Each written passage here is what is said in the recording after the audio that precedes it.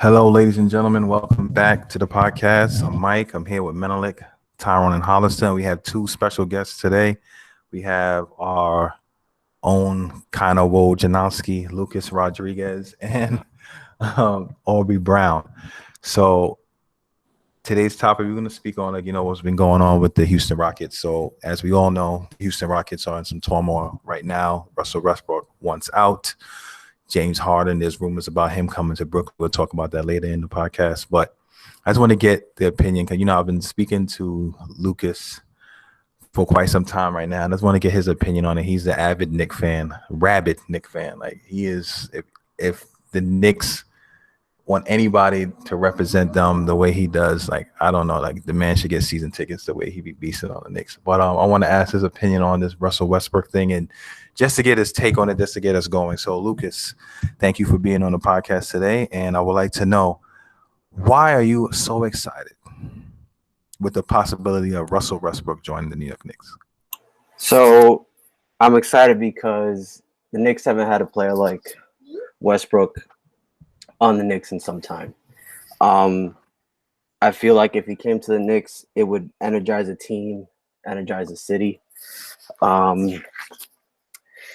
I just think the Garden will be, obviously because of COVID reasons and all that, the Garden won't be as electric as it would be with the fans, but it's something you could watch the Knicks every night knowing that Westbrook's in the building and he's going to give you his heart and soul every night. And the Knicks, I feel like, haven't had a player like this, like I said before, and it's just something to look forward to if they did do this. I mean, that's a fair point, but I look at it like this, right? You have a Westbrook, and you guys can feel free to jump in. Now, I'll probably bounce it off to Menelik. I know you're also a Knicks fan. I understand the dynamic of having a player like Russell Westbrook on the team, but we have seen him, and he's a great player. You might win a game or a few more games, but really make that much of an impact. That's what I'm trying to say. Is like, to me, is like the name sounds great on paper, but you're gonna have to give up mad players just to get them in picks. Well, y'all got a decent pick this year, so you might not have to give up too much, but you get them and then what? That's just always been my thing. And then also, you talking about the city. We got Brooklyn. You know what I'm saying? The city gonna be all right. You know what I'm saying? We got Brooklyn. Malik, go ahead. All right. Yeah, I was just gonna say. So I fall kind of somewhere in the middle. So, like what Lucas was saying, Westbrook is one of the top players in the NBA, hands down. When COVID is more under control, he's going to put butts in the seats. Also, he is a competitor. He's going to go out there. He's going to give you his all. And he's definitely going to will them to more wins than they have now. I mean, when he was carrying the OKC team without, Durant and stuff like that, he averaged like a triple-double, like 2-3 seasons. Mm-hmm. And they were like at the bottom of the West a couple years, but they still made it in. So would he make the team better? I think so. But it also depends on what they are going to do to get him, like you were saying. Now, if we talking championships, I don't think Westbrook is going to bring the Knicks a championship in the near future or anything like that. Anything's possible, because who knows? But I don't think that's the move if that's your main focus. But he will make the team better now. He will make it more exciting and a better product on the floor. But if they can get him without giving up too much of the future, like if they're going to give up 2022, 2023, 2024 draft picks and Barrett, Mitchell Robinson, and like a whole bunch of their assets to get him, then I don't know if that's the move. But if you could get him for a reasonable package, then I could understand the move. But yeah, Paul. But so, I want to get Aubrey's opinion on this. So, Aubrey, did Aubrey say anything? How was your day today? I guess Aubrey's having technical difficulties, or he's sleeping or something like that. And we're not talking about the Lakers and like the King James, so I guess he doesn't want to have anything to do with this. But Hollister, go ahead. I agree with everything Lucas and Menelik said about the Westbrook. He would definitely bring he would definitely bring competitiveness to the Knicks.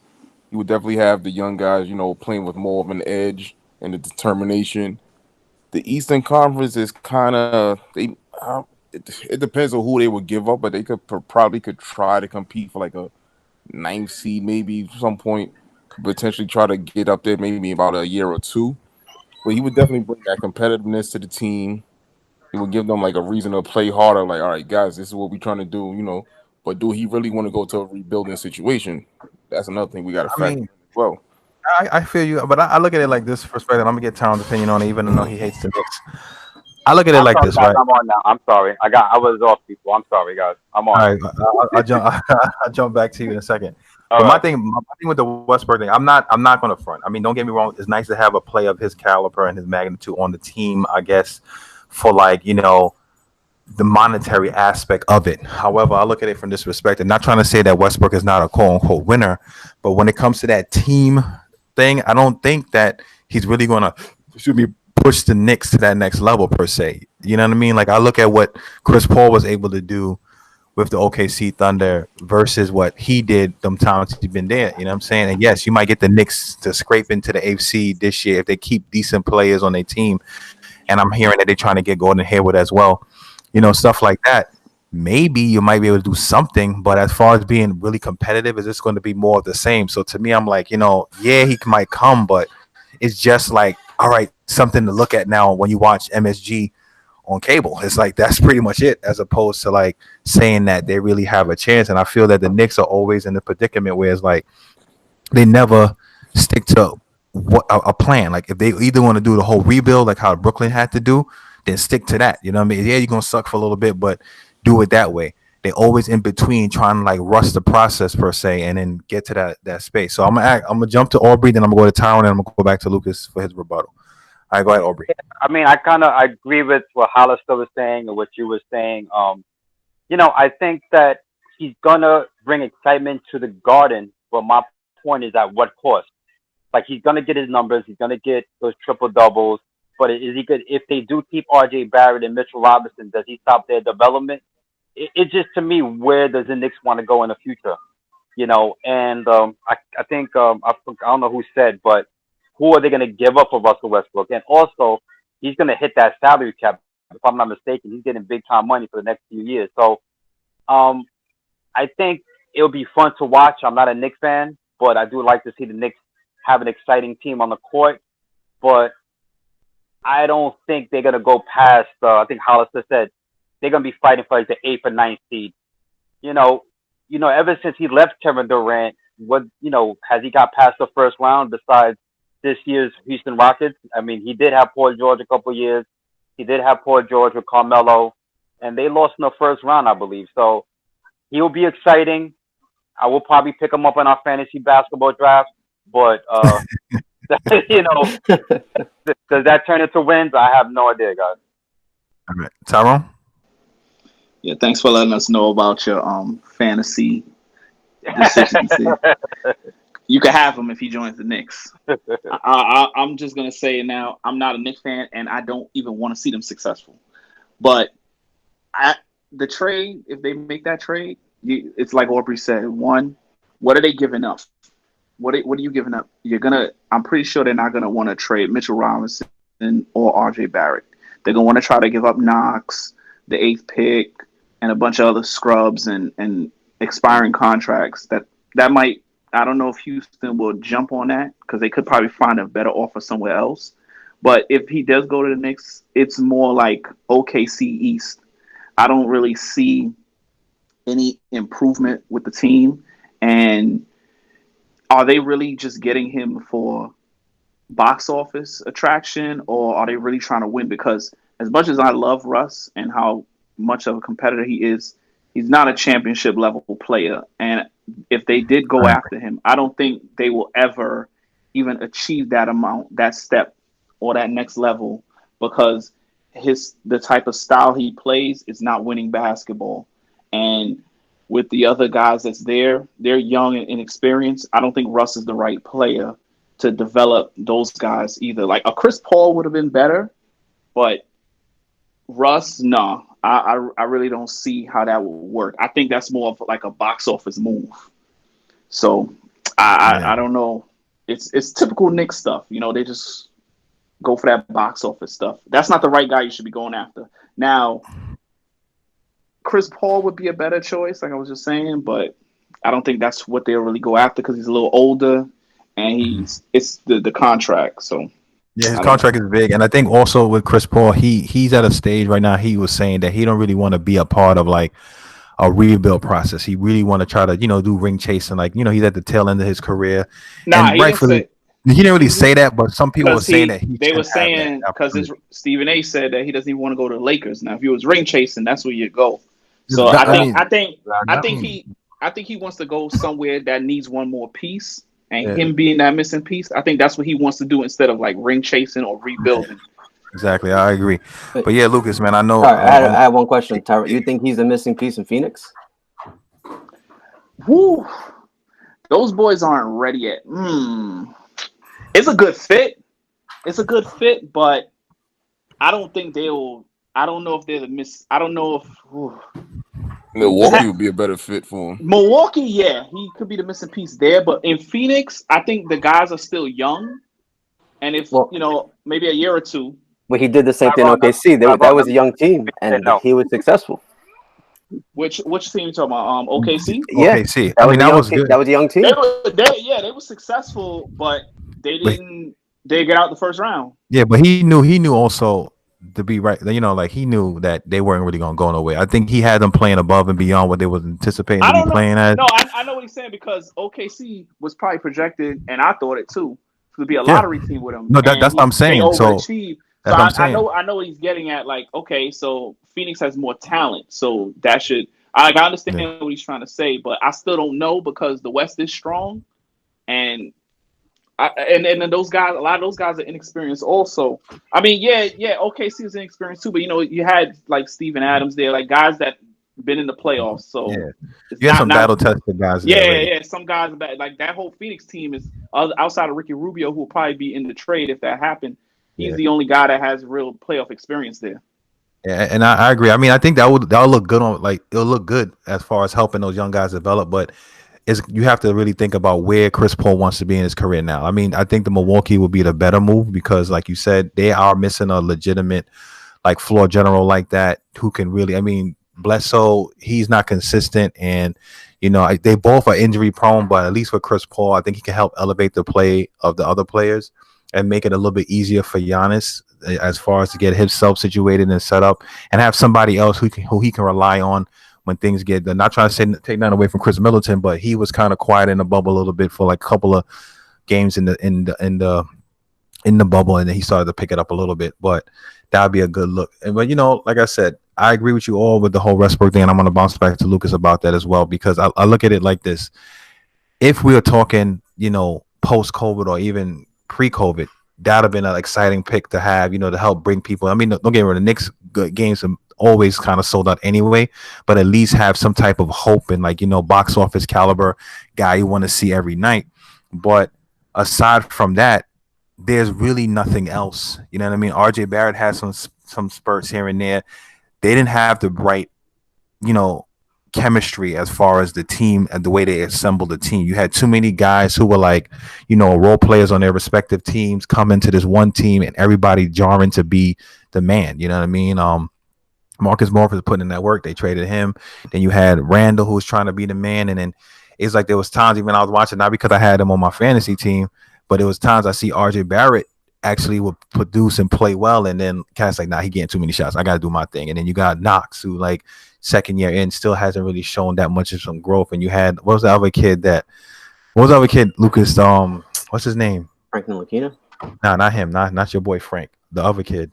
The kid who got put on, and then light skinned kid with the high top, and he was like a walk on, kind of like a D League cat, G League cat.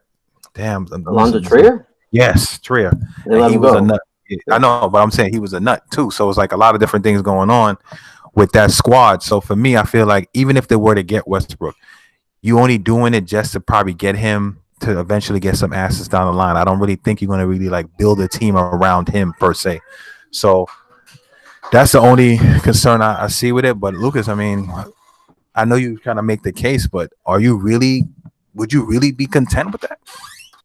I would, but here's the thing. So I don't think so. I read an article that they're trying to get him on the cheap, and if they're not willing, Houston's not willing to do that, they're not going to entertain it. So, and it's funny. You guys, this kind of reminds me of Melo, of the things you guys were saying, like not a winning player, not play team basketball. But I don't know. The Knicks haven't had a player like this like ever.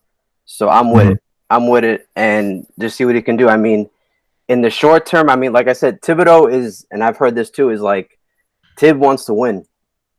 Yeah. And the front office apparently wants to rebuild, so I think they're kind of odds it, but you kind of knew if he took this job, you know, you're kind of rebuilding and he's trying to win at the same time. But yeah, I'm about it, man. If they do, I mean, if they can pull the trigger on it and not giving up too much, I'm in. I mean, but if it's, you know, they want like Mitch, like Menelik said, if they want Mitchell Robinson and RJ Barrett and the 8th pick, maybe I'll pass. But if it's at a discount, you know, not too much, like, you know, maybe Knox and Lakina, maybe like that, you know. Nobody want Knox, bro.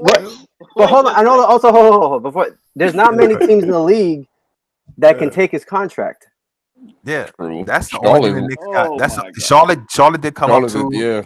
And Michael Jordan was looking into that, and Russ was thinking about it too, because you know you got the Jordan Brand affiliation and all the stuff like that. And that team is actually a little bit more constructed to be, you know, a playoff contender, and especially with him. High pick. And they got a high pick too. They could flip. They could make the money match a little bit, not too much, because you know they could even flip Rozier, and then get creative after that. But I don't think he'll go there. But I wanted to ask Lucas, what do you think? What players would you give me a package for Russ? Give me a package. Well, what I just said, you guys started laughing. So, but like I'm just going off what the article said. So if they're going off the cheap, that's what it's going to include. The pick will have to be part of it. The pick definitely have to be part of it. No, I was saying I wanted a serious offer. Like but that's what they say. No, don't forget about the article. I want to hear what Lucas package would be. Don't tell me what the article's saying. Give me your package. Like, all right, say like when you just heard the news the other day, in your mind, you're thinking, okay, I would do this, this, and this. Before you had read anything, what would you give up? I'll give him the 8th pick. Okay. Yeah, you have to. Ntilikina, Knox. Hold on. Julius Randle. Okay. Because the salary's got to match up. Yeah, right. That's how you got to pull these players. And Randle's making almost the most money. Randle, I agree, definitely got to. Yeah. You can work off of that. I mean, 8th pick, Ntilikina, Knox, Randle. You got to give up something else, man. There was another person I saw. I know RJ and Mitchell aren't going anywhere, but I just started laughing because you named Ntilikina first. That's the only reason why. Lucas is Ntilikina's personal freaking advisor. I always give everybody a chance. I remember House again on about buckets, which is true, but I'm done.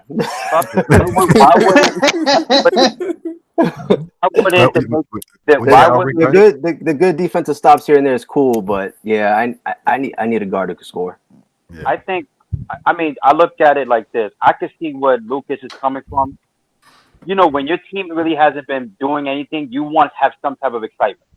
Russell Westbrook will make you want to watch the Knicks play.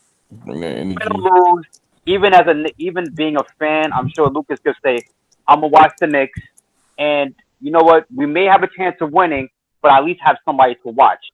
The Knicks, the last few years, really don't have that.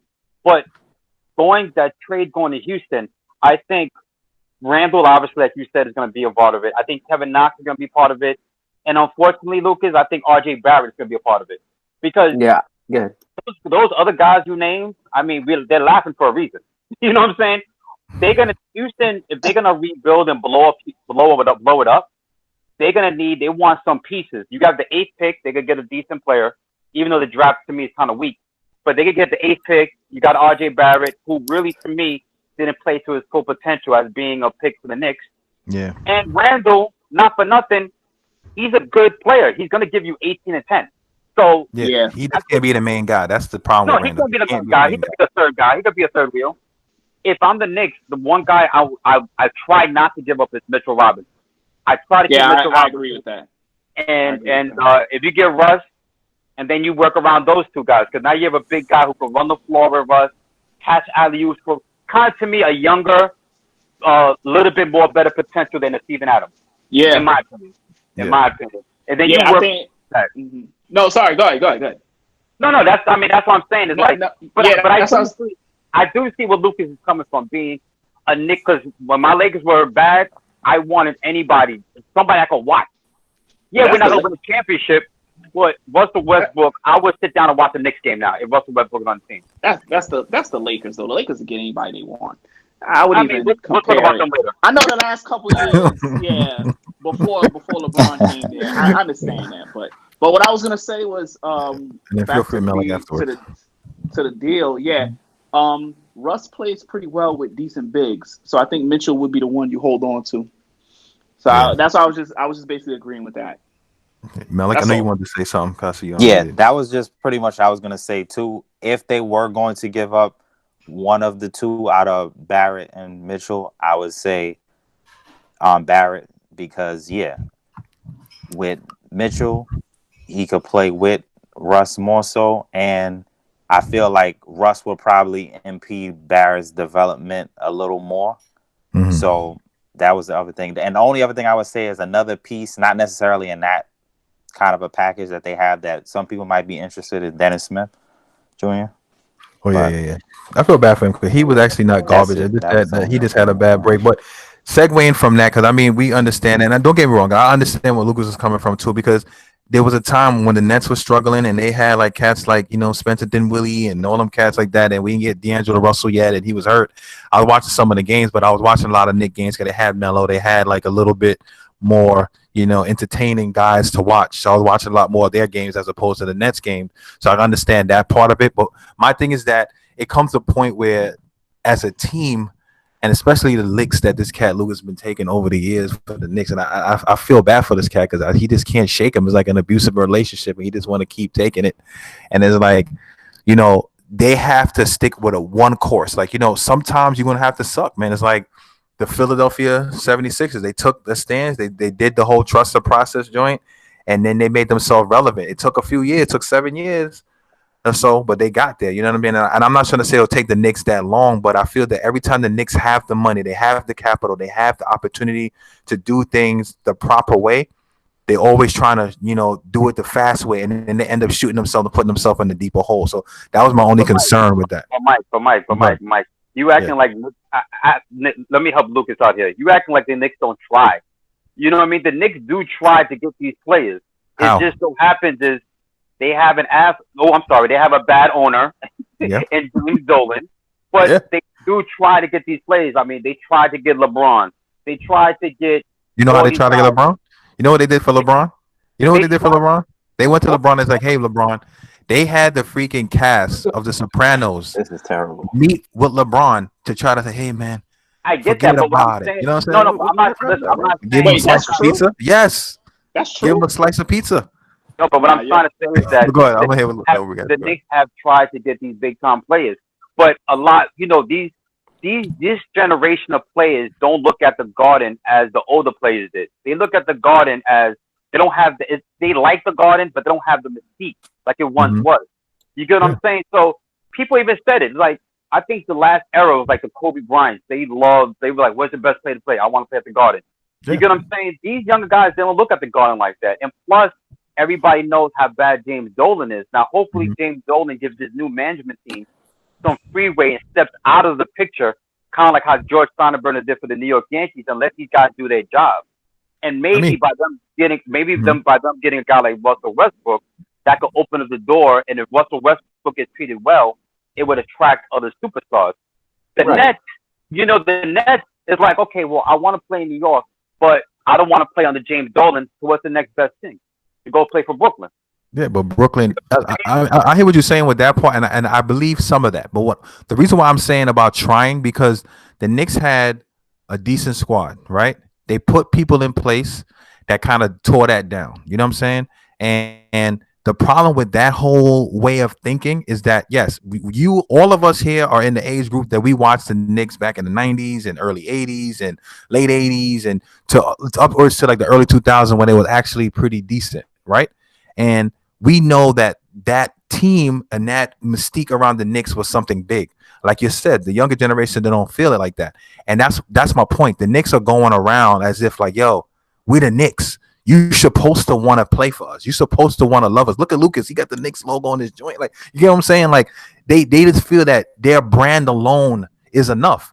And it's not. And that's the problem. So when you don't have a course or a plan of how you're going to approach your off season, how you're going to approach your draft, how you're going to approach certain things, you're not going to build. They had KP that got rid of him because he felt a certain kind of way with the management. You had assets that people wanted to play with, and he's gone. Now, granted, I think if Westbrook does come, that is a good move in the right direction for trying to build that, place for other stars to come and play. But it's like the Knicks need to stick with a course and decide which way they're going to go. They can't be in between, because when you're in between, you don't have a direction. And a lot of these players now, they're looking at ownership and they're looking at these organizations. It's like, look, if they don't got a direction, I don't want to even mess with them. You know what I mean? But if we're done with this topic, I want to get some Lakers talking in, because I know you salivating, Aubrey, because, Lakers, your team. There were rumors with the Lakers that they were going to trade Danny Green and Kyle Kuzma for DeMar DeRozan. And I know you and I talked about it when we were in the gym, but I wanted you to express how you feel about that trade, and I'll ask these guys' opinion before we get into the James Harden stuff that I mentioned earlier. Oh yeah, you do it in a heartbeat. In a heartbeat, I would do that, and I would say thank you to San Antonio. I mean, I think Danny Green is on the downside of his career. He got another ring for the Lakers. That's good. He has 3 rings from 3 different organizations. That's something. He's a New York guy, so much love to him. Kyle Kuzma, as long as LeBron is there, I don't think he's going to play to his full potential. Now, if he goes to San Antonio, who have freedom to do what he do. Now, if the Lakers get a DeRozan, a proven scorer who doesn't need LeBron or AD to help him get a shot, that to me is wonderful. DeRozan is the kind of player he could score 18 points in his sleep, and that's what the Lakers need. The Lakers were depending on Kuzma to be that type of player, but I don't know if Kuzma could do that under LeBron and AD. You get what I'm saying? I think he was struggling all year with that. He has good games, but I think he was struggling. I think DeRozan will come. He's a Los Angeles kid from Compton. I think he will come in and he'll fit perfect. Okay. Menelik, then I'll go to Lucas, Hollister, and Tyrone. Yeah. So, I mean, I understand Aubrey's point as far as bringing him in, because, Kuzma was supposed to be that third guy, supposed to be that other scorer. And he stepped it up defensively this year, but he definitely regressed some offensively. And I feel like he has trouble playing with LeBron and AD and finding a way to get his in that sense. So I do feel like DeRozan is one of those guys too. Very talented, very solid player, but he's not necessarily going to do it on his own. So you put him with some other stars, I feel like he would flourish. So I feel like it would not be a bad move. I could definitely understand why the Lakers might make a move like that to kind of have another guy that they could rely on a little more consistently. Okay, Lucas? Yeah, I agree with both Aubrey and Menelik. Kuzma going to San Antonio, he could finally, not be the man, but he could flourish more on that team. And for DeRozan coming back, he doesn't, it's not on him anymore, and he could just be the third option. And like Aubrey said, get his 18 and be good to go. But that's all I have to add on that. Okay, Hollister and Tyrone, and then I'll go. It would be a good move for the Lakers, but it won't really help them because they got all the other teams in the West coming back stronger. They're going to have to deal with that. And DeRozan, he's a good player, but when it matters most, he usually chokes under the pressure. I don't know if he can handle that pressure playing with the likes of a superstar LeBron and AD. I don't know if he's ready for that. We're gonna find out if it happens. Okay, Tyrone. It's a bad trade for the Spurs. I don't see what they gain from that. I mean, I hear a lot of good things about Kuzma, but he's more of a hot and cold guy. I really don't know what to say about him yet. You're kind of rolling the dice there. Not saying that DeMar DeRozan was Kawhi Leonard, and you got to think about it, but I'm not too sold on Kuzma. For the Lakers, if he did go there, I think he fits in perfect with them because although he does not have the modern day game, the shooting threes and stuff that everybody likes, you don't really need to win shooting threes all the time. As you see, the Lakers didn't do all that 3-point shooting to win a championship. I think he'll fit right in with the mid-range game. I think it works with LeBron and AD. I heard the rumor, but you got to remember too, this is the Spurs we talking about, and they kind of have a little animosity with the Lakers. Would they really give DeMar DeRozan to the Lakers? Because they wanted Kawhi, and they pretty much, without saying the words, said they weren't trading with the Lakers. I don't think even a guy that's not as good as Kawhi like DeMar DeRozan, I don't think they'll even trade him to the Lakers, to be honest. Mm-hmm. So I think it's just all speculation and like a rumor. Somebody must have heard them talking about it, and everything started to spread. Yeah. I mean, I look at it like that too. I do feel that it'll be a good fit for DeMar because I don't think he had the right. I think after he got, the boot from Toronto, he just like felt like a shell of himself, and he was just so hurt emotionally that he wasn't really like all in. And then like San Antonio, even though Pop was there and they played decently for the most part, I just feel that I think everything is coming to an end as far as a Popovich era in San Antonio. I think Pop is out because they just had a news that Tim Duncan decided not to stay as an assistant coach because I think he probably figured like I'm not going to work for anybody else aside from Pop, and he don't want to take the responsibility as being a head coach. So I think he's out. I think Pop might be out after this year, if anything. And I really do feel that they're going to blow it up because they're going to move Aldridge because I'm hearing that the Aldridge trying to get to Golden State or something like that. And I think Aubrey had told me that the other day. And also with the DeMar DeRozan thing, I feel that it'll be a good move for them because at the end of the day, you get a young asset and you get Danny Green who's familiar with the system, and you get somebody that's Kyle Kuzma. Not trying to say they're going to put him over the top, but I do agree to some extent with Kyle Kuzma. He did regress a little bit this season. I feel that offensively, he was kind of like not fully engaged, and he stepped it up defensively. But the year prior, he was on the money with his offense. Like he was coming on, he was very consistent. I had my fantasy team. He was getting me some games. He was getting like 30 points and averaging at least 20-something points a game. So, granted, LeBron was out, so that's probably a big reason. And they didn't have AD. But I think it'll be a good move for both teams, actually. I think you get a young player in Kyle Kuzma. They always do things by committee in San Antonio anyway, so they never really necessarily, need a superstar, even though they had like Tim Duncan and Kawhi and stuff like that on the team. But I think that that'll be a good fit. But, it is what it is. I think the Lakers are still trying to find different avenues to stay competitive because, like you said, Hollister, Golden State's going to be coming. You got a lot of other teams that on the West that's going to be playing that didn't make it this year who might improve based off the draft or trades. I think free agency starts next week, so we'll see what happens. And I think the Lakers know they have to stay relevant because the Clippers, even though they got washed in the bubble, hopefully with the culture change and, now that Paul George is settled and got his P5, maybe, he'll play a little bit better, work on the jump shot over the break and, do something a little bit better. But we have a little Laker minute, but now we're going to get to the meat and potatoes of this podcast because I know we all got to, depart soon. Now, I was saying this to Aubrey yesterday, and we were talking about James Harden. Now, we already heard that James Harden is staying committed to – that was reported before he was staying committed to the Houston Rockets. But we all know that they've blown it up. They got rid of the coach. They got rid of the GM. They're about to get rid of Russ. And it looks to me that there's a rumor out, and it's an official offer from the Brooklyn Nets to the Houston Rockets. They are talking where the Nets will get James Harden and they'll give us Spencer Dinwiddie, Karis LeVert, Taurean Prince, and Jared Allen. So who knows what's gonna happen yet? I know Hollis said now that happens.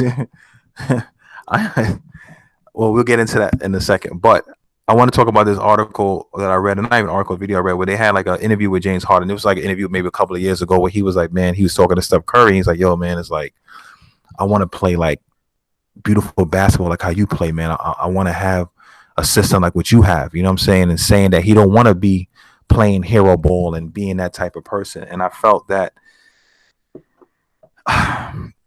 it's a weird thing with James Harden, and I said this to Aubrey, and I said it to you guys in another time in the podcast. I feel players like him, they want to win, but they want to win their way, and they are more, happy per se when they're getting their stats as opposed to doing whatever it takes to be those type of champions to move to that next level. But before we get into all of that, I want to get you guys' opinions. Now, Lucas, I'm gonna ask you first because I know you was already hurt when we got KD and Kyrie. I know that really hurt you. You was messed up at work for quite some time, and I know it hurt you emotionally. You couldn't sleep at night and stuff. But if we get James Harden on the Nets, how do you feel about that? Not gonna work. It sounds good on paper, but there's one basketball, and all these players are ball dominant players. So well, I mean, sure, okay, but like I said, there's one basketball, and I don't think there's enough basketballs to go around. Okay. It's like I said, it sounds good, but I don't think it's gonna work. Okay. Yeah, I mean, with the players they're giving up, that's fine, but yeah. But how do you feel? How would you feel though? Like I know what you're saying, but how would you feel though? You know what I'm saying? That's all I just want to know. Whatever, it is what it is. Who cares? In my view, who cares? I don't care anymore. It'd be cool though if the Knicks do get Russ, and that's a good, Russ versus KD kind of joint. But yeah. I mean, Russ. Yeah, literally, Russ. Well, not really, because it could be Russ. Yeah, versus the whole freaking net squad. Malik, I see you muted, so you go ahead and then I'll bounce around. Go ahead. Yeah. So with that particular package, if they could pull that off, then I think by all means they should try. But I do understand Lucas's point that one, I think it's worth trying to figure out, especially for that package.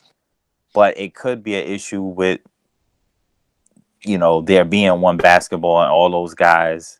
Well, KD, he need touches, but he don't need to necessarily have the ball in his hand for long periods of time. But definitely Kyrie and Harden, they like to have the ball a lot. So it would be interesting to see how it would end up working. But I think it's one of those things, especially for that package, it's worth the risk. And they're all elite guys. And I think with a guy like KD, and they might be able to really get them to buy in and figure that out. So yeah, and then chips. Yeah. Honestly, if they would be able to pull that off, I think you could, put Brooklyn in there for a guaranteed finals and highly likely for that chip. And I have the perfect song. They play opening night. Sky's the Limit by Biggie. Opening night at the Barclays. Hollister. Oh, man. Yeah, I'm 50-50 on the whole situation. Reason being because I feel like we'll have to give up too much depth, to get Harden. Don't get me wrong. He's an offensive juggernaut, but the biggest thing, I feel like him and Kyrie would clash. I feel like they would clash so much.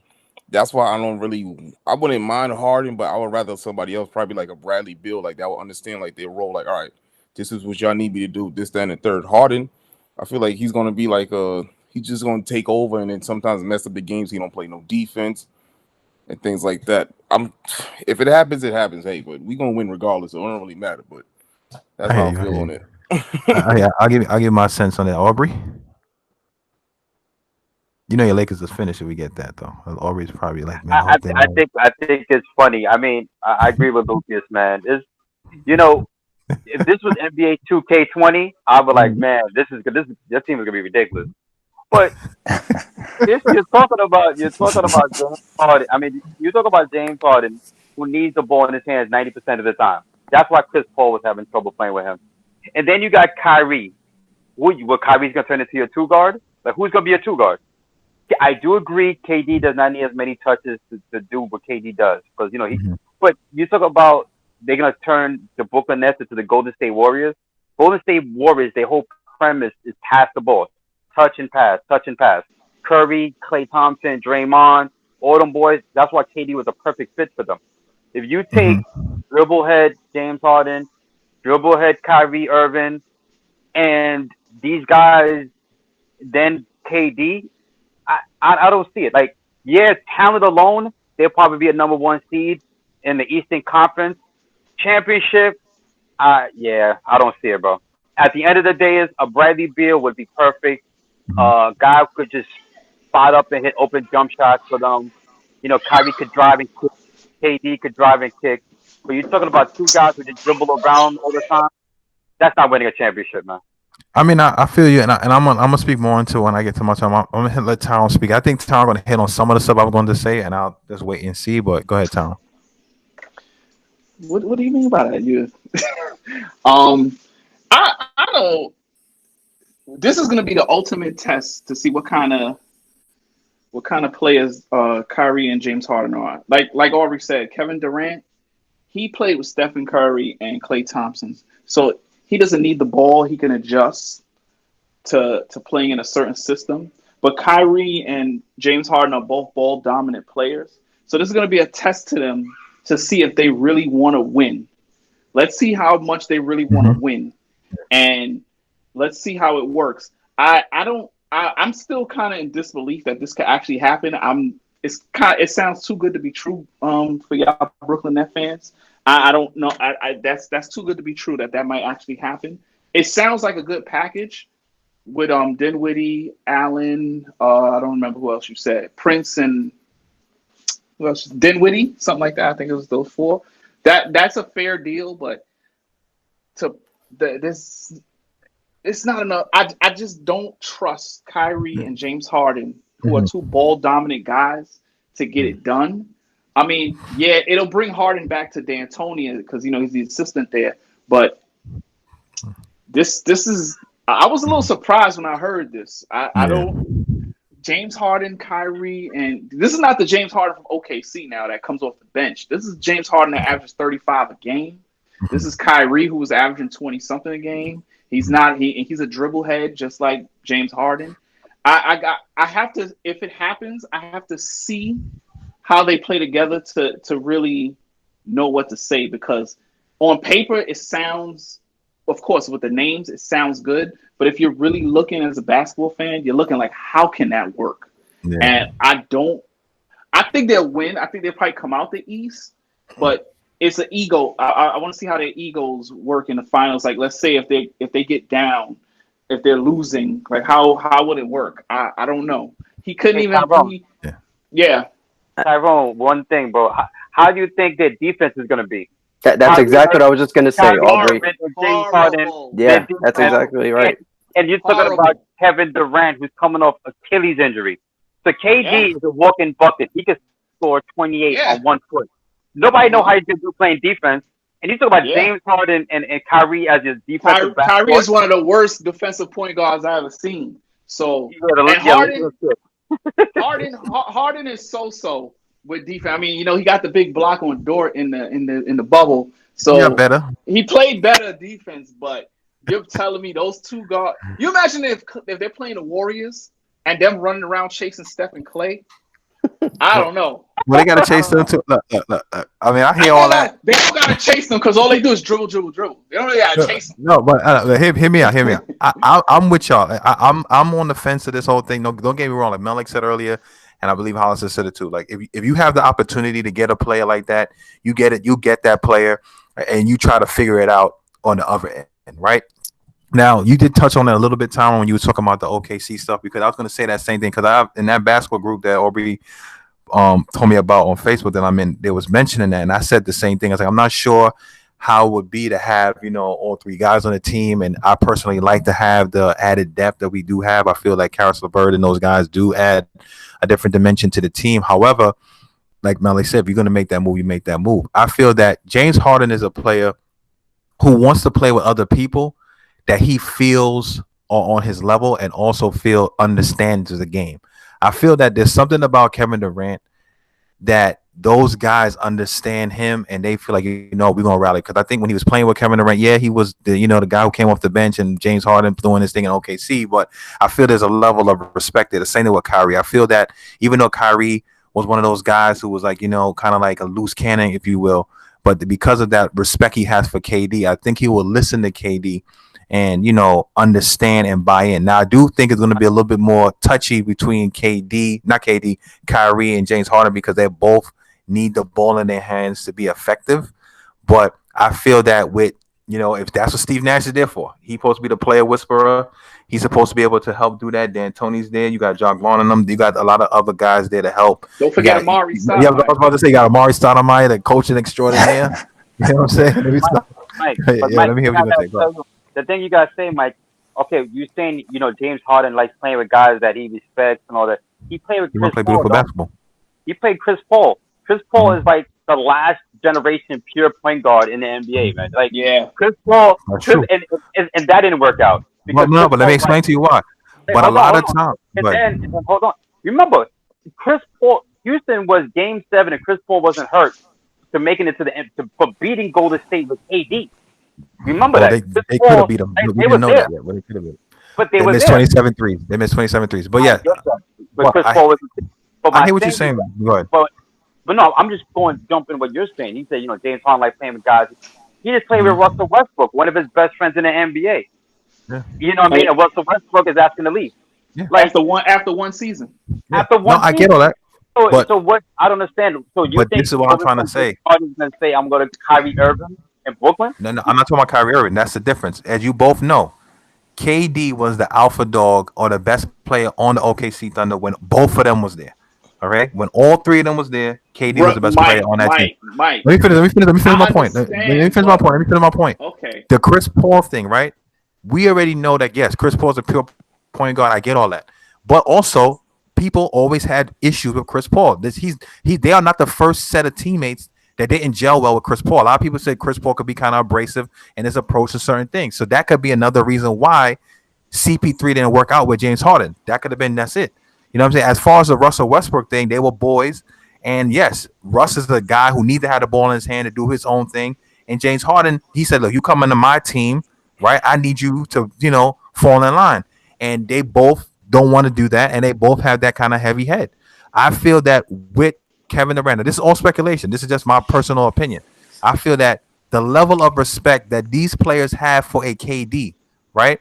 I feel that they will buy in. I'm not trying to say it's going to be easy, but I feel that they will buy into, all right, Kevin Durant is the best player and he's doing it. So why can't I? You get what I'm saying? The same way how LeBron has some of that same effect when he played with other stars. They're like, look, LeBron James is doing it, then I can do it. You know what I'm saying? So that's what I'm saying. So that's what I'm banking on per se if that trade was to happen. So yes, it's only one basketball. Yes, Kyrie and freaking James Harden both need the ball in their hand to dribble. But I feel with the culture that the Nets have, like I said this to Aubrey before when we were talking about this, the Kyrie and KD element, the culture that the Nets have, the voices that they have there as far as leadership voices, I feel that it'll be much easier to help, curtail some of these egos as opposed to like somewhere with Houston where we already know that the inmates are running a prison, if you will. And I hate to use that term, but they're saying it where it's like the guys are the ones kind of calling the shots. You know what I'm saying? Man, like I see you want to jump in. Can I ask you guys one question? Sure. And these are to the Brooklyn Net fans. Mm-hmm. I don't know how many Brooklyn Net fans here, but just two. Just two. Okay. Two and a half. Okay, you guys got Kyrie, and you guys got Kevin Durant. Kevin Durant is arguably the top 2 player in the NBA. Kyrie, talent-wise, is probably a top 10 player, talent-wise, right? Mm-hmm. You guys have a good core role players. They call us LeVert, Wendell, Allen, Joe Harris. Why would the Nets panic right now? Why would they Dinwiddie, whatever?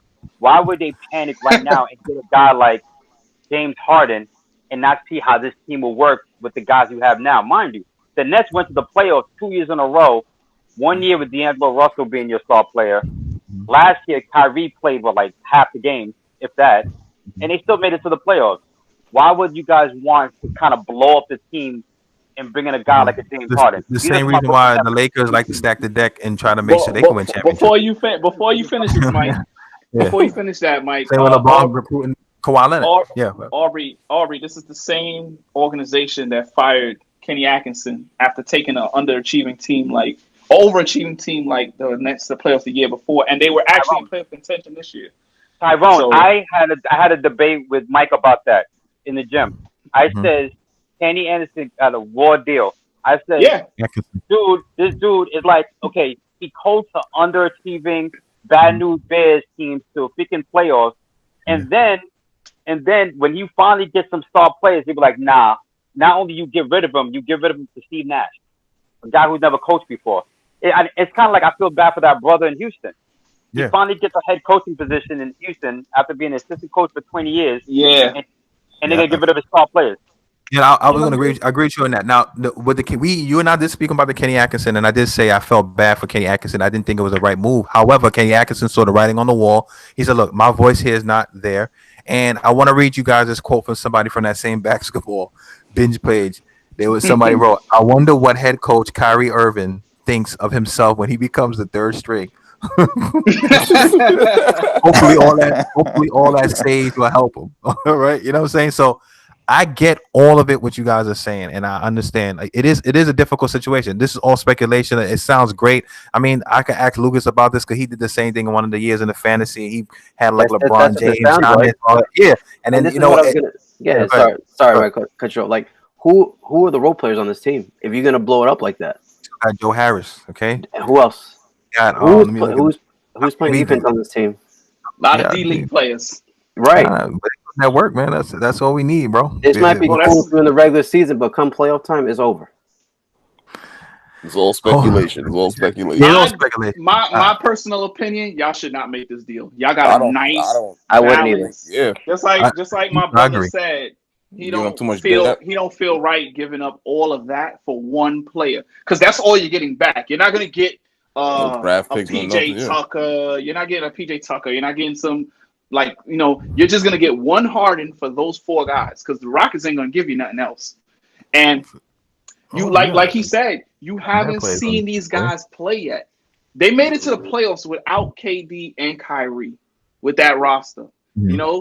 Imagine if DeAndre didn't even play. So in the bubble. So imagine if all of them came back with what's there that were playoff tested.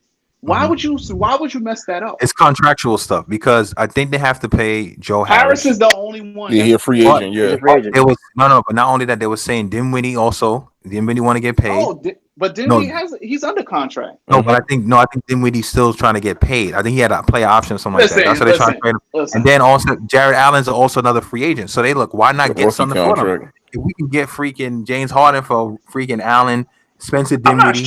I'm not sure they're up yet. I'm not sure. Jared Allen, I think it's on his rookie deal. Yeah, but he was saying that Jared Allen also coming up to time. He got to get paid.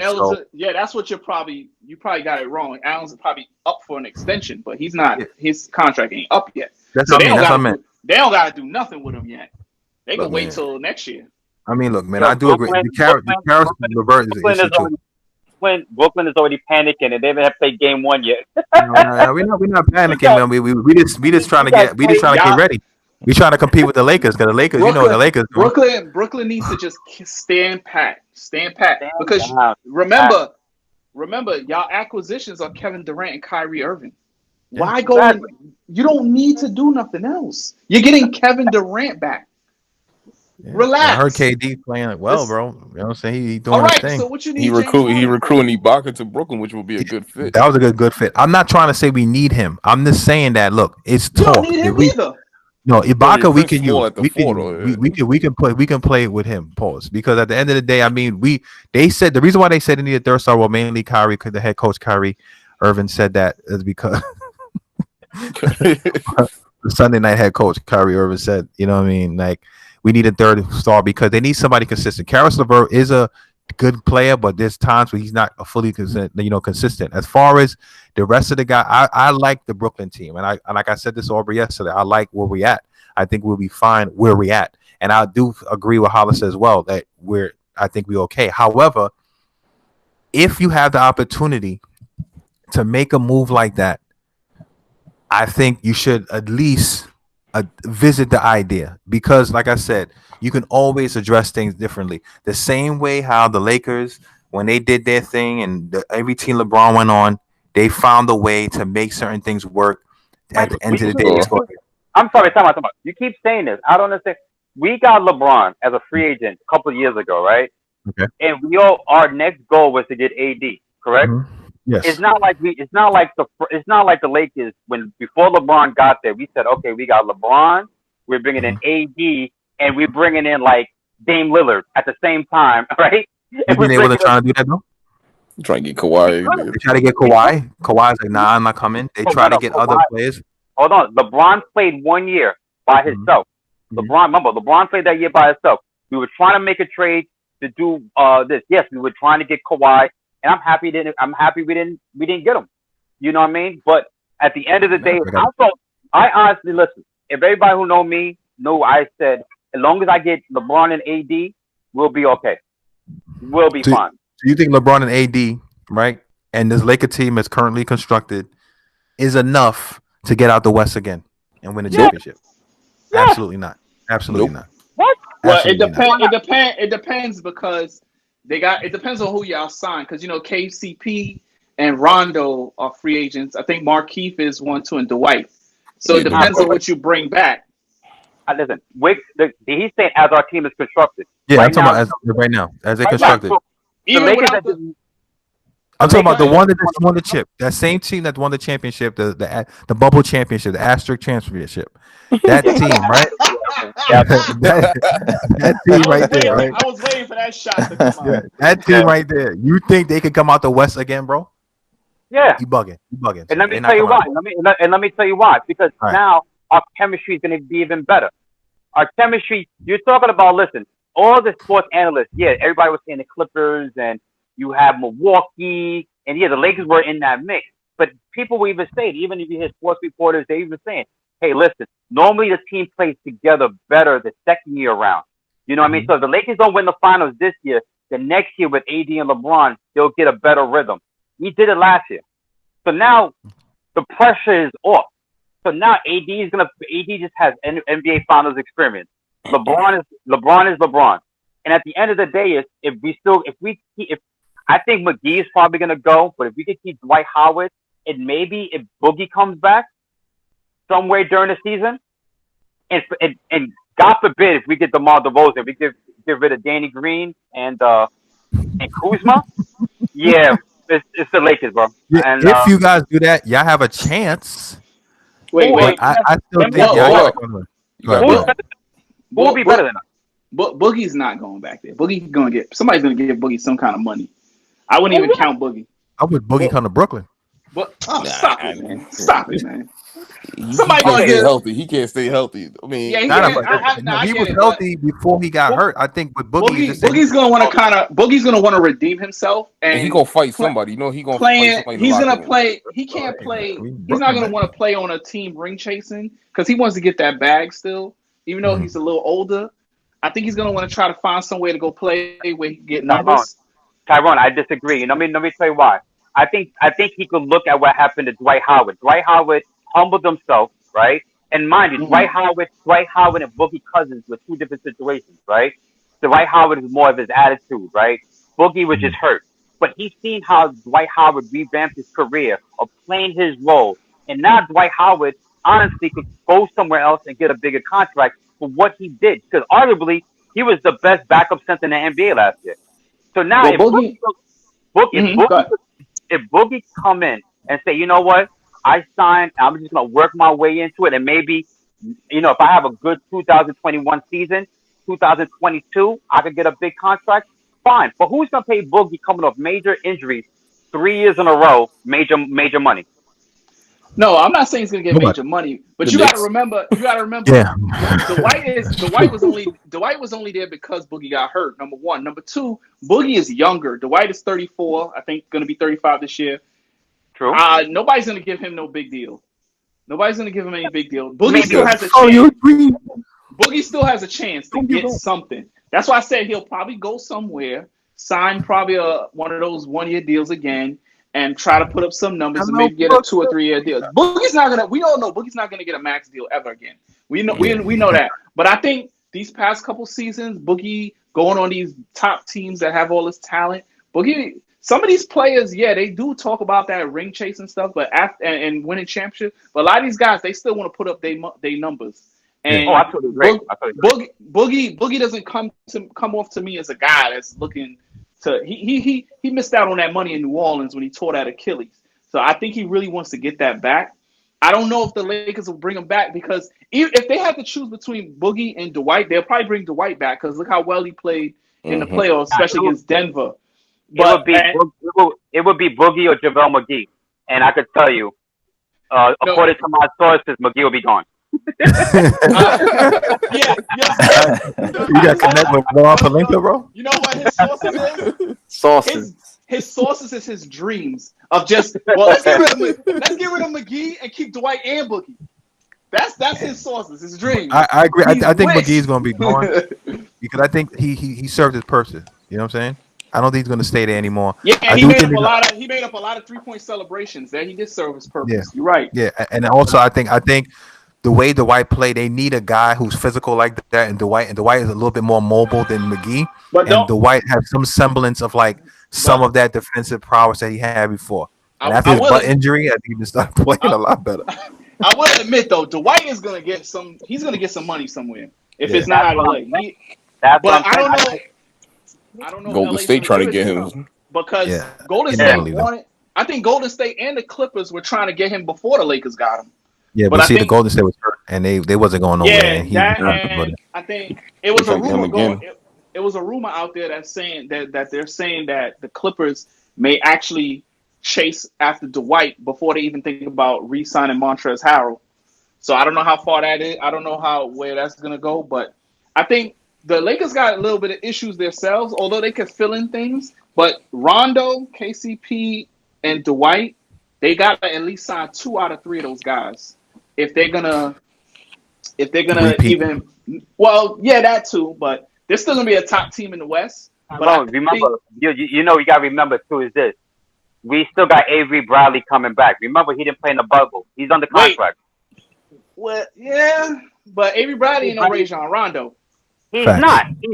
But I think he's gonna come back next year with something to prove because people, some of my people in FIT is like, oh, Avery Bradley's not gonna be playing. Y'all gonna lose, and I'm like, okay, we still got the King and we still got AD. I like my chances. The King, wow. You know, King. And at the end of the day, Bradley's coming back, and I like that other young point guard from Iowa State. He was a rookie last year. I like him. The one with the guy with the hyphenated name, right? Yeah, Horton Tucker. Horton. Yeah. Well, listen, it depends. If he gets some burn, he did look good though. I did see him. I don't see what team that somebody could say in the Western Conference you could be like, yeah, that team's gonna beat the Lakers. I don't think Golden State Warriors. I don't see what team you're talking about. Golden State Warriors. He said the Warriors. Golden State Warriors. Oh, you're talking about PS5 though. You're not talking about the game. Huh? No, I'm talking about the real game. I think a lot of, and I'll let Melik get in. I know Melik. Mel, you gotta say something because I know you're trying to get in there a couple of times. You go ahead. Go ahead, my Nah. I mean, if I had to choose other teams in the West with a chance, Clippers still depending on what they do. And yeah, they have a chance. Golden State, I think, has a chance. I think the Lakers are still in the mix for sure, especially if they could bring back a few of their key pieces. I definitely think they still are in the mix in the West. So yeah, but I do think the Clippers and Golden State have Dallas a little chance. Sleeper team. Yeah, Dallas if Porzingis could stay healthy and listen, you know what team scares me? Yeah. Team that scares me is the Denver Nuggets. That team will bring them up next. Yeah, Stop it. Not that I think they're gonna win, but I think they're gonna be in the mix. Stop as it. far as Aubrey, keep it real with me, right? Yeah. When you saw Denver come back from 3-1 against the Clippers, tell me you didn't have a sigh of relief. Don't lie to me. I was so happy Game 7 when they came back. Now that right there proves that Denver is not the one team you're worried about. But let me tell you something. Man. team, these young guys, if you guys like we've all watched basketball for years. Basketball is about confidence, bro.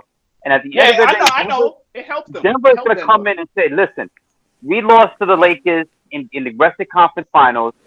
One of the games, Anthony Davis hit a 3-pointer to win the game, right? Mm-hmm. Yeah, but it was a nice clutch shot. Yeah, I know. Right? And then guys are going to come back better. Like you talk about, remember, they didn't have Will Barton in the bubble. Michael Porter, the worst defensive player in the NBA, but that boy's a bucket, right? Yeah. You have Gary Harris was hurt. You have Jamal Murray. To me, that he's next year he's gonna take that next level of star player because of what he did in the playoff. And then you got Jokic, who's arguably the second best player, big man in the NBA. I think Murray's at that star level already. But remember, they may lose Grant because Grant is a free agent, and the way he plays, somebody's gonna pay him. So sometimes, as much as one key player losing one key player could hurt. Look at Milwaukee with Malcolm Brogdon. That you never know how the Grant thing will work. Like if he leaves, but like you said, Will Barton wasn't there, which was a big loss. That definitely is true. But you can't just say only Denver when you have the Clippers, who I think, yes, the Lakers were the champions, but I think that would have been their toughest opponent.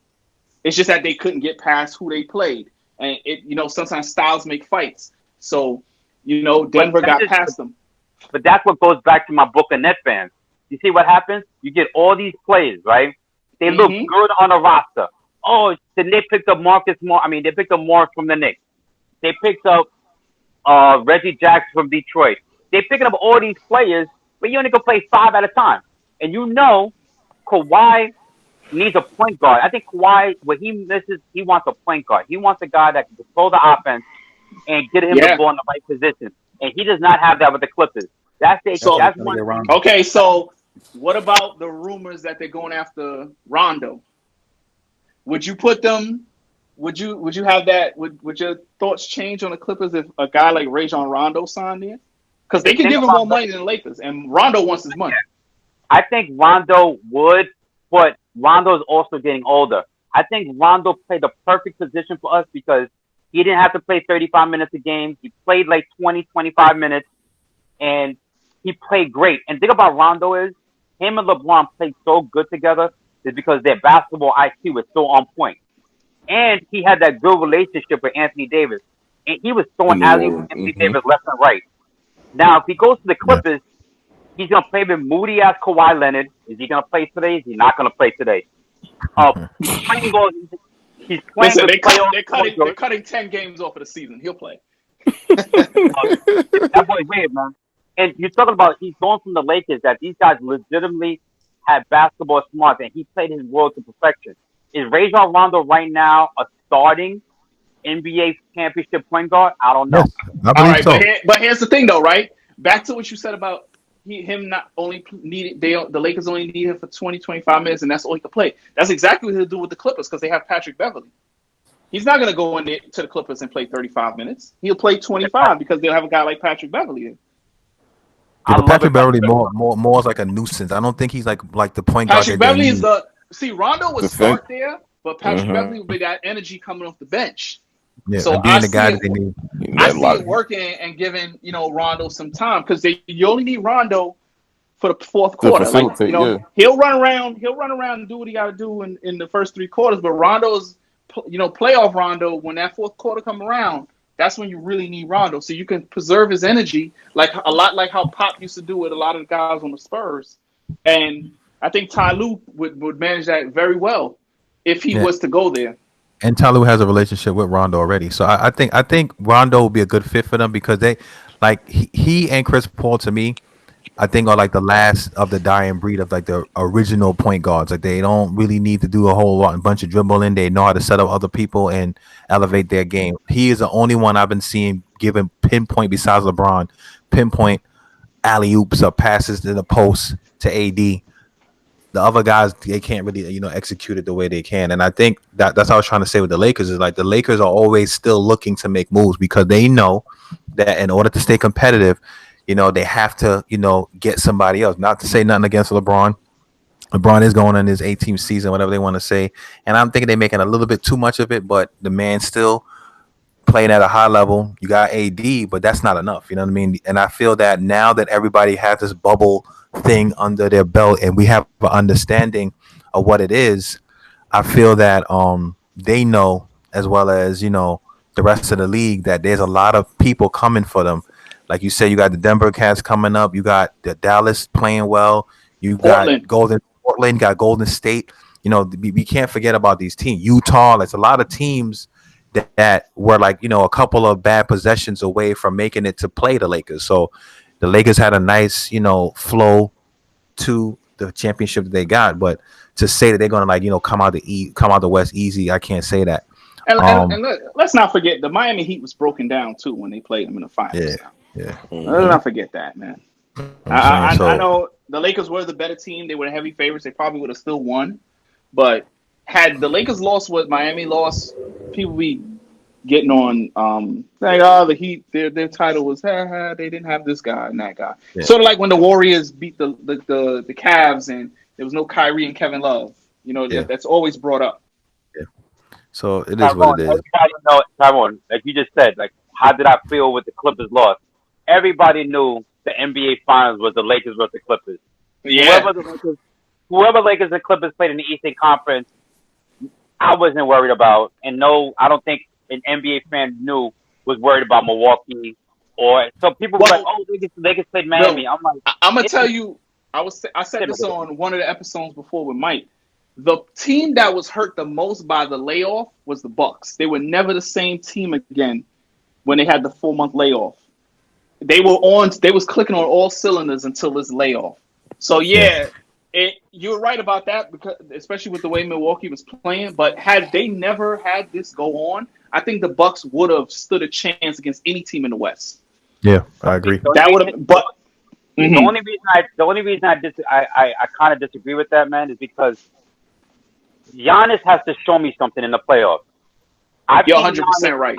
I've seen Giannis get stopped in the playoffs too many times, not double teamed, like stopped, by a player. Because when you play in the playoffs, remember, you're playing the same team every other day. So the game plan is to stop him. And I've seen him, because of his lack of his offensive ability, like this, in a half-court offense, he doesn't scare me in the playoffs as of yet. That's why, if you go back to what you said, he has to get better. Chris Paul would be a perfect player, point guard for him, for that pick and roll action. Chris Paul could dance, pick and roll through alley. But Giannis being a player that has to set up the offense, he doesn't fear me at all.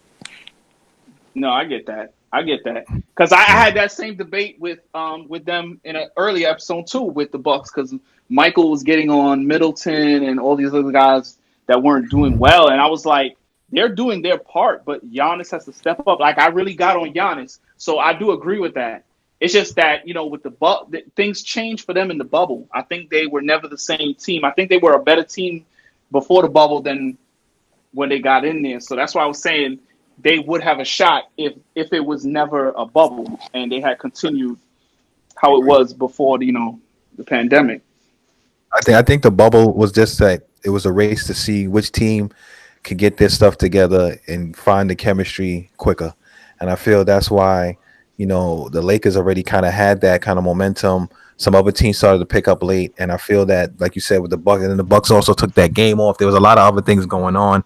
And with the Giannis thing, I felt like the reason why I was saying that, because if you have a star player, you have to have help. And if the help is not playing to their full potential, it's easier to key in on the main guy, because, all right, we'll just stop Giannis. Everybody else, we don't care if they beat us. You know what I'm saying? It's like, it is what it is. And if they are consistently not putting up that work, then it's easier for the defense. And that's what I was saying with the whole Giannis thing. But I want to thank you guys. Unless we have anything else to say, I think we kind of covered everything. I got one thing to say. The Aubrey and Lucas, did y'all hear anything we did last week? Because we did a top 10 list. And I need your opinion on this one particular list. Okay. We did a top 10, and Michael put Kevin Garnett in his top 10. I want to know what you guys think of that, because I just can't get over number 10. Yeah, number 10. Wait. Top 10 of what? All time. All time. Yeah, I was gonna say. All time. That's ridiculous. Yeah, That's not ridiculous. No. I mean, And guess who's not in it? Guess who's not in it? Tim Duncan. Tim Duncan's this is 11 or How 10A. ironic. It's 10A. I'll let Tim Duncan. Lucas go. I'll let Lucas go first on that one. Right, go ahead. Go Go ahead, ahead, Lucas. Lucas will have a Hold little on all one second, day my on bad. that. Hold on one second. I got a phone call. Hold on one second. My bad. Go ahead. Well, I mean, my top Lucas probably fell out his chair when he heard that. That's why he said, "Hold on." That's ridiculous. I mean, I love Kevin Garnett. I mean, I think that's personal. I know how much Mike loves Kevin Garnett as a player, but it's like me. I love Kobe Bryant, and I used to debate Kobe Bryant to death. But you know, sometimes you got to face reality. So, who is your consensus number one player? Was Michael Jordan? Michael Jordan. I have to get my list again. I think it was Michael Jordan. My second was Kareem. I think my third was Magic. My fourth was Wilt, I believe. My fifth was Bill Russell. Oh, I think it was switched. No, Bill Russell was 4. Wilt was 5th. 6 was Kobe. 7 was, I think, LeBron. 8 was LeBron. No, 8. I forgot. I got to get my list. I forgot how I had it. But I had, how you said? I would have to sit down and look at my top 10, but Kevin Garnett wouldn't be in it. I mean, I know. I knew all dang will be in yours. I remember the time you was no more. Here we go. Kevin Garnett would be in nobody's top 10, man. He's in my top 10. That counts. You know what I'm saying? He's in my top 10. And Carmelo Anthony's in my top 10, right?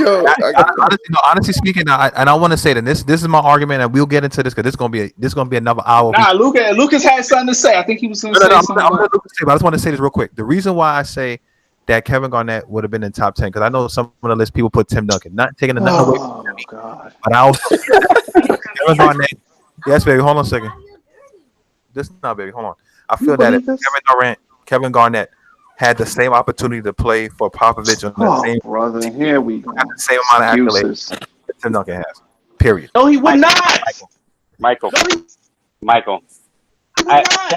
Tim Duncan was doing this back in college at Wake Forest, bro. Like Tim Duncan, when he came in as a rookie, and yes, he did have David Robinson, but he was the final. Was he the Finals MVP in that night when he beat the Knicks? I can't remember.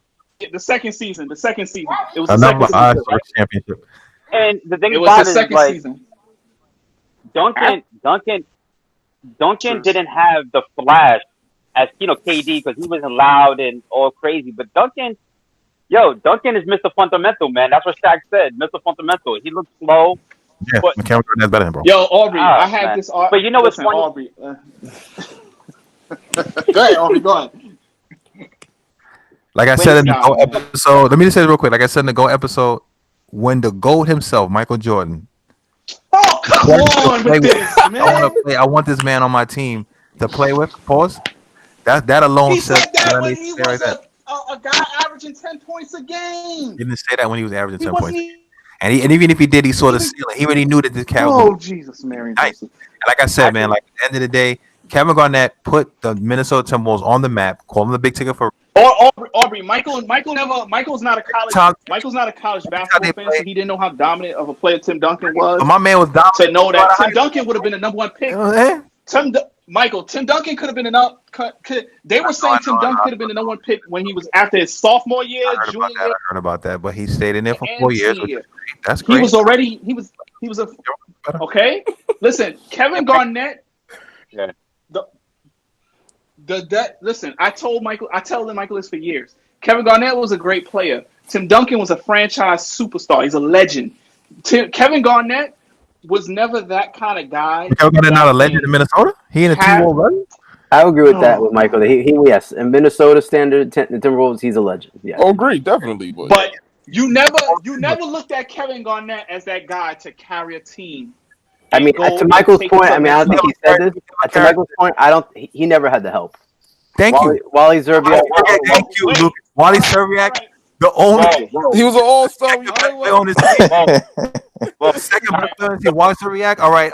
Tim Duncan had David Robinson, Tony Parker, Manu Ginobili. Mike. I understand all of that, but what I was trying to say when we're discussing Tim Duncan versus KG is I'm saying Tim Duncan was a better and more complete player than Kevin Garnett. Mhm. Tim Duncan was a franchise superstar. He's a go-to guy. He's that guy that you say, bring us home, take us home.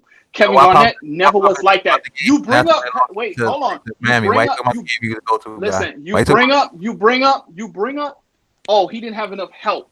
But Kevin Garnett, to me, is not the go-to guy on any team other than when he was on Minnesota. When he went to the Celtics, he was the third wheel, and they won. You know why? Because he was not the main guy. If Kevin Garnett is the best player, the on your reason team, why they you're not won winning. is because of Kevin Garnett. But Michael, Doc Rivers said that. he was All the not. players said that. It's because Yes, of Kevin Garnett. I understand that. Not but because we're of him being talking the third about wheel, not because we're all that, talking because about of his he was. Paul Right. Pierce was the best player on. Kevin Garnett wasn't the best player on that team. This is what I'm trying to tell you. Tim Duncan has always been the best player on his team in his prime. When Kevin Garnett's the best player on the team, they don't win. He went to another team and he played where he should be, which is a third option or a second option, and they won one title. Actual question. That's what they did. He disappears in the fourth quarter. That's what Kevin Garnett is. If Kevin Garnett Garnett is not had the the go-to same guy. squad, They would have never won the amount of titles they won in San I don't Antonio. know if you could say that. they would have They won. would have never Kevin won Garnett is the better. same When they amount of played titles. against each other, we did this with already. Kevin We went through the numbers. Every time they had them head-to-head matchup, Kevin Garnett had more victories over Tim Duncan, not at the team as far as head-to-head, right? Kevin Garnett, if he had the same squad, the man had Wally Zerbiak as his second best. But you just said that. And made him a top seed, the Timberwolves, a top seed when your boy Tim Duncan was playing. Had the Timberwolves number one seed in the West. You're telling me head to head on his team. What are you talking about? You're telling me head to head, which is not true. That Kevin Garnett has more wins than Tim Duncan. Then he has the help he needs if he's beating Tim Duncan head to head, right? He does no. You're not beating nobody. You can't. Listen, so you mean to tell me, Tom? I'm being sarcastic. I know, but let's be about. If Tim Duncan was in Minnesota and had the same pieces that Kevin Garnett had on this team, they would not win a championship. They would not win a championship. I told you. I told you they probably would not have won titles, but he would have taken them farther than Garnett did. Wow, to say that Garnett didn't lose. Garnett only went to one Western Conference Finals. There. Yeah, when he had a second decent player. It's not much Tim Duncan has to do to yeah, because he had no help. That's like he said. Michael Jordan, right? Before he started to get on in the playoffs. Let me finish. Let me just make Aubrey get this out, man. Stop comparing. Kevin Garnett. No. Let me finish. Stop it. Let me finish. Hold up. Mike, let Aubrey talk. I'm gonna start muting cast. Let me say my thing, right? Right? Like at the end of the day, like I said, when Michael Jordan got his help, he was able to beat other players. The reason why he needed help is because the people was ganging up on Mike's eye. All we got to do is make sure we contain Mike or contain other cats. That's it. You can't do it alone, which is why LeBron went and got his boys to play. You're putting Kevin Garnett with LeBron and Michael Jordan. Stop it. Top 10. What are you talking about? Go ahead. Go ahead. Let me hear what you had to say. But first of all, KG alone, I think you guys may know your little history a little bit. KG alone did not put Minnesota in the map. It was KG and Stephon Marbury. That when Marbury got Thank you. I've been telling Michael that for years. First came there, they called him the big ticket. Then they got your boy Marbury, and then they started. Let me talk. KG got there 1 year before Marbury, right? When Marbury got there, it was Marbury and KG, and they eventually. Don't forget Tom Gugliotta. Yeah, I'm not even gonna get to that point. Fine, I got this. When KG and KG and them, they lost to the Lakers in the Western Conference Final, right? Do. Don't act like Zerbiak was his best. He had Sam Cassell. He had Latrell Sprewell. He had guys on that team that wasn't that bad. Minnesota. Yes, KG was the man. And at the end of the day, what KG said, well, I can't win on my own. Ray Allen said, I can't win on my own. Paul Pierce said, I can't win on my own. And Kevin McHale and Danny Ainge, they did this old Boston Celtics crap behind the scenes, and they created the first big three, right? They won a championship. They won one championship. But one title. Yeah, one title. Duncan, to me, and I love KG. You know what I mean? I love his energy, but facts is facts. Tim Duncan was a monster since he first stepped on campus at Wake Forest. Since he walked, to me, once he became a Spur, David was Robinson over. became the second best player on that team. Once he became Exactly. a star, Good day, Robert. and think about this. You gotta understand this too. He was saying the help that Tim Duncan had. How do we know how good? Like Ginobili was an international star. Preach it. Some of these other players, we don't know how good they'd be without Tim Duncan. Preach. Preach. Avery Johnson, and some of these other Elliott. players. LaShawn Elliott, I give why I give Sean Sean Elliott Elliott was already a good player. because he was an All-American in college. Yeah, Sean Elliott was already a good player. But Tim Duncan made guys better, and what's so good about Tim Duncan is that he was so unselfish. You know what I mean? The dude did what he had to do to win, and I still believe. I swear to God, I still believe. You remember one thing I'm saying right now. Popovich, when he took Tim Duncan out in that Miami series, and Chris Bosh got that rebound. Yep. Mm-hmm. I honestly believe that crap is something devious about that. There's no reason why you take out your best player and you sit him on the bench. There's something behind the scenes. I compare that move, not to cut you off. I compare that move. You know how sometimes coaches, they're so great, they could do anything and they think anything they can do works. I compare that move to when Bill Belichick, when Pete Carroll, with Russell Wilson. I compare that right there to that. Marshall Lynch could have ran in the end zone, second down. Yeah, it's him being too big for his bridges. But I love KD. I love KG. He's not a sunset player. I don't think he's even a top 20 player. I think he's more of a 20, 30 player. Yeah. But to me, if I'm going to make my top 10 list, I like making guys that I've seen play. You know what I mean? If I'm making guys that I've seen play, KG still doesn't make our list, unfortunately. I mean, Mike, hold on. There's there's something else I wanted to add to that. Tim Duncan is like what he said. He's unselfish. Tim Duncan won championships in the Twin Tower era where it was him and David. He won it in the era where it was him, Parker, Ginobili, and then he won it when Kawhi was the guy. And he's been able to adjust a lot better than KG adjusted. No, KG had no help. KG had no. KG had a lot of he plays unselfish to his own detriment, and he did not have the same break. If he was able to, Melly, you want to say something? I want to say something. Let's not forget the Brooklyn Nets, Kevin Garnett. He was already done. He was already done. But listen, Tim Duncan. Melly, you want to say something? Tim Duncan was still making all defensive teams. He was still making all defensive teams compared to KG being washed up. Because you had injuries. Yeah, I'll say most of it for when y'all do the official episode. That got to be two of them. But just in general, right? I do feel that Tim Duncan was had the better career overall, and his game, him being Mr. Fundamental, allowed him to be a little more, his prime to last a little longer. I do feel personally that prime KG is better than prime Duncan. Way if better. You take their best, Malik, you're like their absolute best. You're Hey, that's how I feel. And for me personally, I would definitely. You better look at them numbers, man. Hey, that's how I feel. I would say that. But overall, I think Tim Duncan was able to be Go ahead, Malik. Go ahead. A top player for a longer period of time. Mike, I got a question. If I had to take the two of them in a prime, I would go with KG. I respect That's how I feel, that, but your opinion, what did he, in KG's prime, what did he do better than Duncan?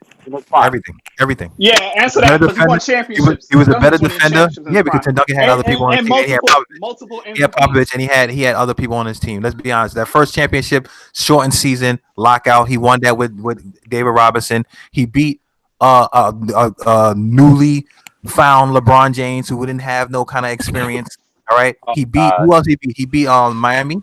No. Let's not forget the defending champion Detroit Pistons. He beat the Detroit Pistons. Where he carried the Spurs in Game 7. Let's not forget that. Remember that same season. What Miami Heat team?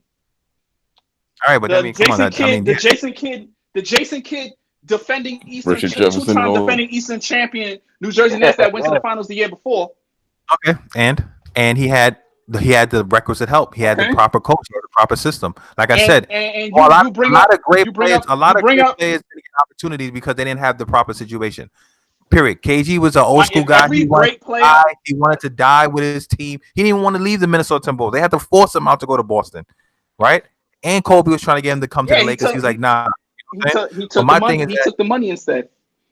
Yeah, he signed a big contract. He wanted that money. But my thing is this, and we all can say, y'all can say what y'all want to say. Y'all can do all that stuff like that. We already know. Like I said, Tim Duncan is a great player. I'm taking nothing away from that.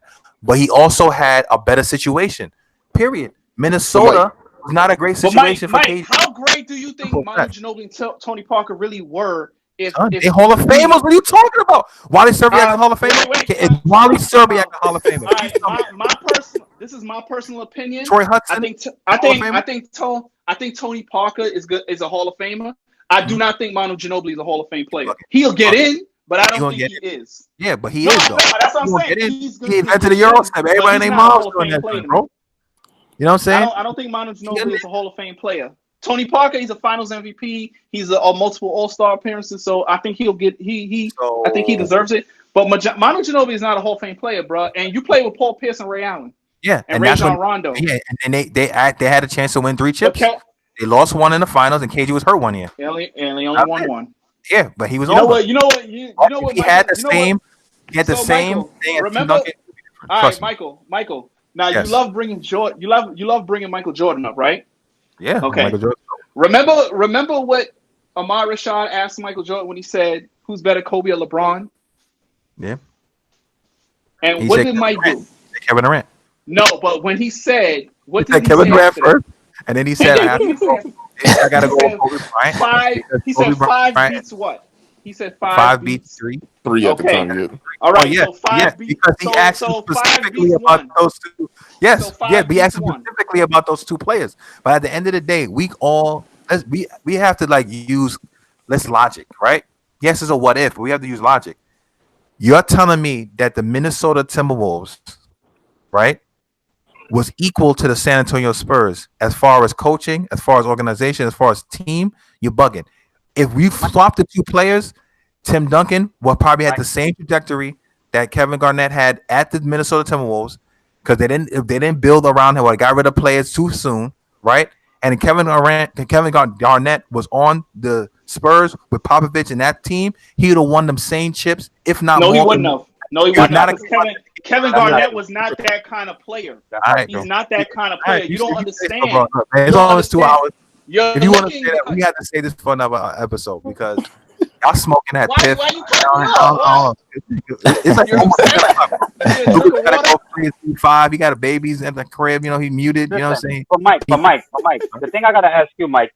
Yes. You keep saying organizations and you keep coaches. You know what makes organizations and coaches are the players. At the end of the day, is how many rings does Pop have without Duncan? None. Okay, so at the end of the day, but what I'm saying, everybody's saying this, and I'm gonna jump on with you, Tyrone, on this. I think Ginobili is a Hall of Famer, but I also think Ginobili and Parker benefit playing with Duncan, and you know what I'm saying, because Duncan, to me, Duncan is a player that you could put in any team in the NBA. Duncan would have been a star, right? It just so happened he was in San Antonio, and those guys, they built that team when Duncan stepped on that court with the San Antonio Spurs. Even David Robinson was like, "Woof, this dude's giving me the business." And that was in training camp when he was a rookie. Duncan, by the time Duncan was in his second year, he was clear cut the best player on San Antonio. So when you keep saying organizations, I'm saying San Antonio built around Duncan, bro. They built and Minnesota did not do that with Kevin Garnett. That's what I'm trying to say. Let me ask you a question. I'm gonna ask you this one question before we go. Let me ask you one question. Hold on, Mike. I'm not done yet. But that's what you do. I'm saying to you is, you keep saying it's about organization. I'm saying is Duncan was that good. Duncan was that good that you could take, again, we saying Parker is this. I honestly feel if Parker came to the NBA and let's say he was on, I don't know, the Atlanta Hawks, who knows Tony Parker would have been the Tony Parker he is now. Or you know how bad Tony Parker was when he first came out? Yeah. Not how bad he was when he first played with the Spurs. He was bad. Yo, Popovich used to hate, he's like, but Duncan. He used to play Speedy Claxton over him. He used to play Speedy Claxton. Look at that 2003 season. Speedy Claxton was playing in the fourth quarter, not Tony Parker. Okay, So that's what I'm saying. Like these coaches, they're great coaches. But Michael Jordan got Scottie Pippen. They had to get their weight up first to play. Michael, stop bringing. No. The reason I'm saying that because I want you. Not about me comparing Kevin Garnett to Michael Jordan, but the reason I'm saying that because Aubrey, this is one of the questions I'm going to ask you. Every time when we talk about your personal team that we play in Urban, right? You said, you know what? Sometimes you got to get guys to match your system, correct? Right. So what I'm saying is that yes, Tim Duncan was the perfect system. That Tim Duncan is by the book, off the backboard, Mr. Fundamentals. He was a perfect guy to fit that system with Popovich. Period. Yes, other players had to develop and get their weight up, but he had those players that they put together towards him. That, but my point is this. You know why I always say when people always say, Aubrey, who's the best coach you see? Have you ever seen in the NBA? You know who I always say? I never say Phil Jackson. I always say Pat Riley. And they be like, why Pat Riley? I said, because Pat Riley played, he coached, he coached the Lakers and he was Showtime, right? No, listen, he was Showtime. They played fast break basketball with Magic Johnson. You know what he did after that? He went to the Knicks. And he changed his whole style of coaching. And the Knicks, he made them a defensive juggernaut. Then he took that, and the Knicks made it to the finals. They never won. He took that team. Then he said, you know what? Okay, I'm done with the Knicks. I'll go to Miami. He took that Miami team, and the only team Miami was losing to was Chicago until he got Shaq and D-Wade, and they won that championship, right?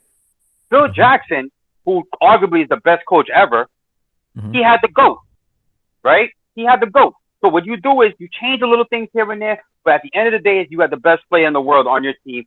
He got Scotty, and he built up his confidence. Phil Jackson, when he left to Chicago, he says, I want to coach again. Who can I go to? Oh, okay, I'll go play with Shaq, and I got this little young stud in Kobe Bryant. I could work with these guys because the Lakers just lost to Utah 2 years in a row, right? They got swept by the Utah Jazz. But he saw potential there. Let me ask little Izzy or Lucas, why did Phil Jackson want to coach the Knicks?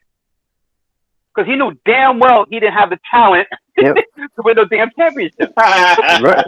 It's real. I respect it. No, it's real. Fact. At the end of the day, so people be bigging up these coaches. I'm like, yeah, but these players. You get what I'm saying? Like they said, Jordan had this triangle. He said, you could call that the box, whatever, the circle. It don't matter. You have Michael Jordan. Gave Michael Jordan a little bit of help. Once Michael Jordan finally got an all-star on his team and he made Scottie Pippen an all-star, they never lost again. They never lost the finals. Yeah. He goes to Shaquille O'Neal and the Lakers. He says, you know what?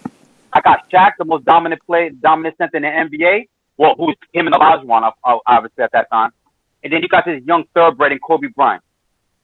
Okay, I'll go to these guys. They're not too far off. I'll take Tex Winters with me. I'll teach him how to share the ball a little bit. Here you go. You went you went back-to-back championships. So my point, what I'm trying to say is, Popovich is a great coach, but a lot of it is because of Duncan. A lot of it was because of Duncan. But you just said that he got help. A lot of guys had help, right? My main premise to this whole argument is that Kevin Garnett, for the majority of his seasons on Minnesota, did not have the help that Tim Duncan had. If he had that help, right? I'm not taking anything away from the coach, Flip Saunders. I'm not taking anything away from him. I'm just saying that, look, the team that was around Kevin Garnett was not enough. And the man still kept the team relevant in the playoffs every year he was there. Yes, he got bumped first round. His MVP season, 2004, he had the team at the number 1 seed, right? Playing in that division, right? When Tim Duncan was still playing, right? And had his team up there by himself with the help of Sam Cassell, who was older, and Latrell Sprewell, and they both got hurt. If they didn't get hurt, we probably would have beat the Lakers and probably won the championship. Y'all were not beating that Lakers team. You are high. Right. You're not beating that Lakers team. Anyway, let me just finish that. That season that you did go to the Western Finals, the Spurs did not make it to the finals, but that's because of Derek Fisher's 0.4 second heave that he made. I wish we could play this freaking Spurs. We'd have watched But Michael, you gotta understand. My argument is not how good Duncan KG is compared. I know Kevin Garnett is a great player. I'm just saying he's not Tim Duncan. And you bring up right. you bring up help. My thing with Kevin Garnett is the help to me that he needed was somebody that was better than him, because Kevin Garnett as a player was not the go-to guy. I've always told you. I don't agree with that. I think if Ray Allen, the Seattle Supersonic Ray Allen, went to Minnesota, y'all probably would have had a shot at championships, because he would have been the man on that team. That's always been my argument with the Kevin Garnett thing, is that I don't think Kevin Garnett is the go-to guy. The moment he went to the Celtics, Michael, can you just listen for a second? The moment he went to the Celtics and he was not that guy, they won the title. Nope, that's not the reason why. That's the point I'm trying to make. He had help. He was old in his career. He had help. Is the man. He's the man. But going on. But I'm not insulting. I'm just letting you know. I'm not insulting Garnett. We will have Kevin Garnett versus Tim Duncan conversation very soon, because we have to get this cleared. But yes, it's almost 2 hours, and I don't want to hold up Lucas, and mainly Lucas, because I know Aubrey, he gonna go, do some stuff that not really savory after this, but that's between him and the Lord. But anyway, I want to thank you guys for coming through. Shout out to Aubrey and Lucas for stopping by as our guests today. This was a good one. We really touched a lot of things. It hit a couple of nerves at the end of the day. You guys are welcome back. You guys are welcome back anytime, man. Appreciate it, guys. Really good one. Thank you guys for having me, man. This is fun, man. Yeah, this is fun, man. And I really want to get some more stuff, because I know, Aubrey, we was talking about some of the basketball thing. I want to talk, maybe the next time I get you guys on, we'll talk about the differences between these eras and the eras we watch, because I want to get into that conversation, because Aubrey and I, we have these conversations when we go to the gym a lot, and I want to get his take on it, and Lucas as well. But yeah, I want to thank you guys again for watching / listening to the podcast. We really do appreciate it. If you're not subscribed, please subscribe to the channel. The channel is Sports Talk with the Fam. And yeah, man, it was a good one. And I'm kind of bumbling around because I got some other stuff to take care of. But enjoy the rest of your evening. Thank you guys. Please like, comment, share, and subscribe. And God bless.